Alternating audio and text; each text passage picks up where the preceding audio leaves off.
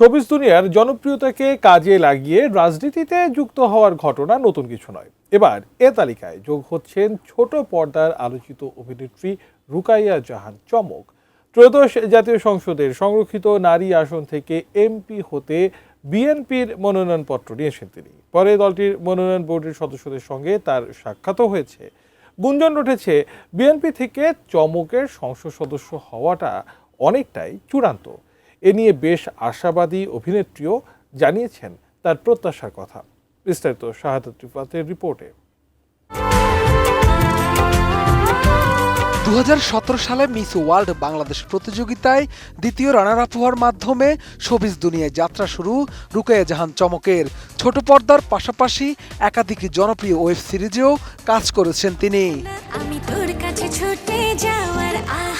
অভিনয়ের পাশাপাশি সামাজিক যোগাযোগ মাধ্যমেও বেশ সোচ্চার এই অভিনেত্রী। জুলাই আন্দোলনেও যে কজন তারকা সক্রিয় ভূমিকা রেখেছেন তাদের মধ্যে চমক অন্যতম। ফেসবুকে লেখালেখির পাশাপাশি রাস্তায়ও নেমেছিলেন তিনি। 32 ইঞ্চি জেভিকো টিভি এখন মাত্র 15,000 টাকায়, সাথে পাচ্ছেন 3 বছরের প্যানেল ওয়ারেন্টি। এবার তিনি ত্রয়োদশ জাতীয় সংসদের সংরক্ষিত নারী আসন থেকে সংসদ সদস্য হতে মনোনয়নপত্র তুলেছেন। একই সাথে বাংলাদেশ জাতীয়বাদী দল বিএনপির মনোনয়ন বোর্ডের সাক্ষাৎকারেও অংশ নিয়েছেন এই অভিনেত্রী।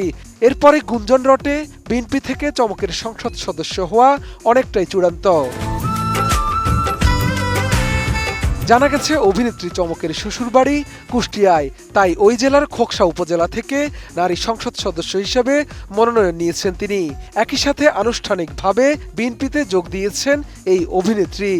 পার্সোনালি আমার নাম্বার রাখা হয়েছে এবং বিএনপির মনোনয়ন বোর্ডের সদস্যদের সঙ্গে সাক্ষাৎ শেষে বেশ উচ্ছ্বসিত দেখা যায় চমককে।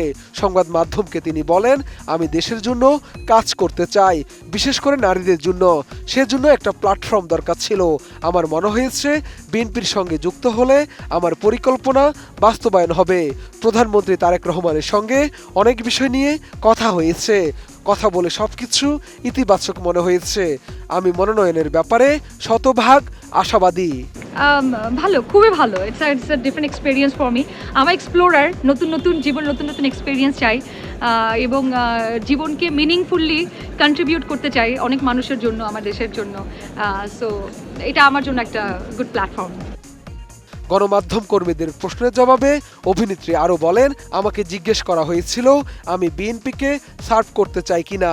বলেছি হ্যাঁ, আমি বিএনপিকে সার্ভ করতে চাই, কিন্তু আমার প্রথম ভিশন হচ্ছে দেশকে সার্ভ করা। বিএনপি যদি আমাকে সেই সুযোগ দেয় তাহলে আমি কৃতজ্ঞ থাকব।